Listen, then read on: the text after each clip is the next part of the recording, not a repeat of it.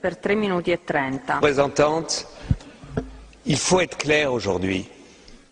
Pour beaucoup de Palestiniens, et je reviens de Ramallah et des universités palestiniennes, deux solutions n'est plus à l'ordre du jour. Les Israéliens n'en veulent pas, ne nous mentons pas. Israël rend de plus impossible la solution de deux États. Nous défendons avec raison deux États. Mais il faut mesurer la frustration palestinienne. Et ce que je ne comprends pas, nous soutenons, comme les socialistes, l'initiative du président Abbas à l'ONU.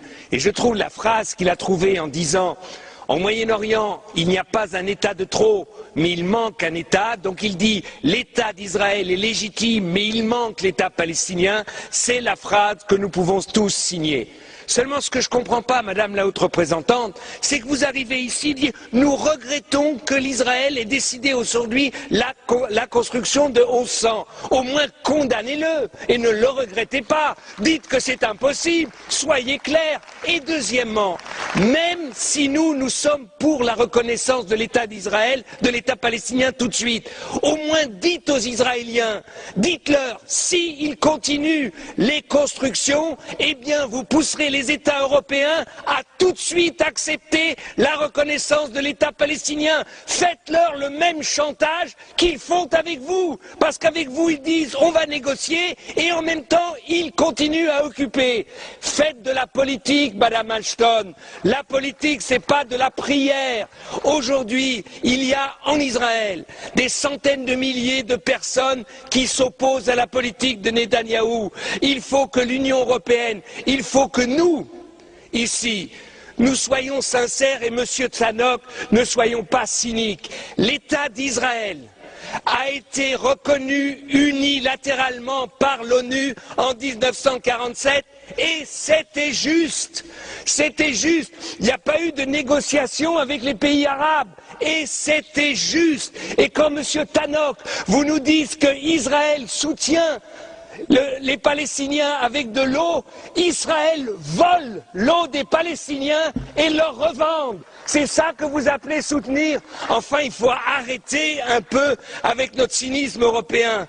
Si aujourd'hui, nous nous levons pas tous et nous disions aux Israéliens, votre paix, la paix d'Israël, Israël pouvant s'intégrer dans un espace du Moyen-Orient, même de rêver des États-Unis du Moyen-Orient, où tout le monde aurait sa place, Israël doit comprendre que c'est dans son intérêt le plus intime qu'il y ait un État palestinien.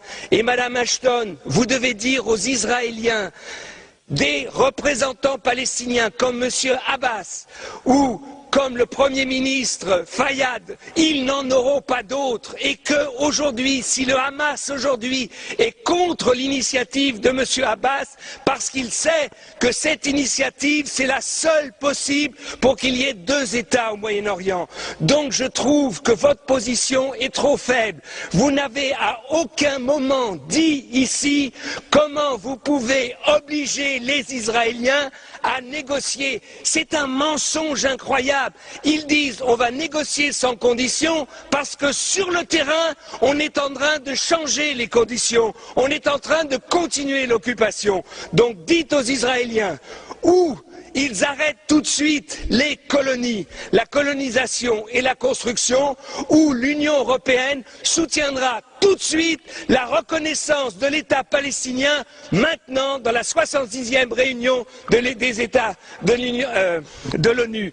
Si vous ne le faites pas, Madame Ashton, eh bien, vous verrez que dans 6 mois, il n'y aura pas de négociation. Dans 1 an, on en sera là où on en est aujourd'hui.